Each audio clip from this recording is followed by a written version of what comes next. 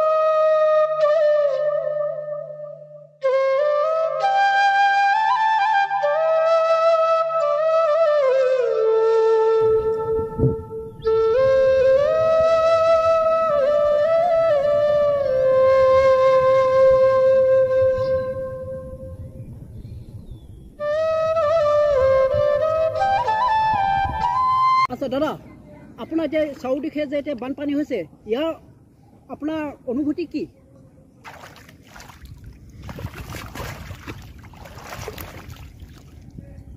এতিয়া কওকচোন আপোনাৰ অনুভৱ।